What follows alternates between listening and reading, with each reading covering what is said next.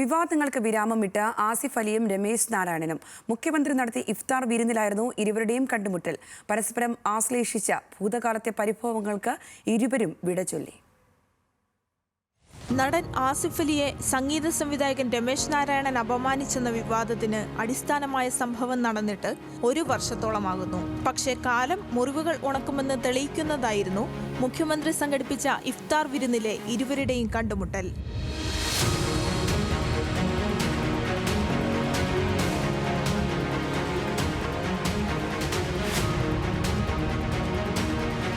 നിയമസഭയിലെ ശങ്കരനാരായണൻ തമ്പി ഹാളിൽ നേരിൽ കണ്ട അവർ പരസ്പരം ആലിംഗനം ചെയ്തു. ആസിഫിന് രമേശ് നാരായണന്റെ ഒരു സ്നേഹ ചുംബനം. തുടർന്ന് ആസിഫിന്റെ പ്രതികരണം.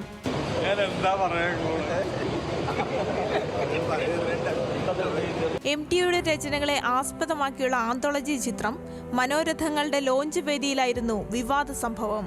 ആന്തോളജിയിലെ ഒരു ചിത്രത്തിന് സംഗീതം പകർന്ന രമേശ് നാരായണന് മൊമെന്റോ കൊടുക്കാൻ സദസ്സിലുണ്ടായിരുന്ന ആസിഫ് അലിയെ അവതാരക ക്ഷണിച്ചു. എന്നാൽ ആസിഫിൽ നിന്ന് ഉപഹാരം സ്വീകരിക്കാൻ വിസമ്മതിച്ച രമേശ് പിന്നീട് സംവിധായകൻ ജയരാജിൽ നിന്നും പുരസ്കാരം ഏറ്റുവാങ്ങി. സംഭവം സോഷ്യൽ മീഡിയയിൽ വ്യാപക വിമർശനത്തിനാണ് വഴിയൊരുക്കിയത്. സംഭവത്തിൽ തനിക്ക് വിഷമമുണ്ടായില്ലെന്ന ആസിഫ് അലിയും അപമാനിക്കാൻ ഉദ്ദേശിച്ചിട്ടില്ല, അങ്ങനെ തോന്നിയെങ്കിൽ ക്ഷമ ചോദിക്കുന്നുവെന്ന് രമേശ് നാരായണനും അന്ന് പ്രതികരിച്ചിരുന്നു. 1 വർഷത്തിനിപ്പുറം ആ പിണക്കം ഒരൊറ്റ ആലിംഗനത്തിൽ ഇരുവരും അലിയിപ്പിച്ച് കളയുന്നതിനാണ് ആ ഇഫ്താർ വേദി സാക്ഷിയായത്.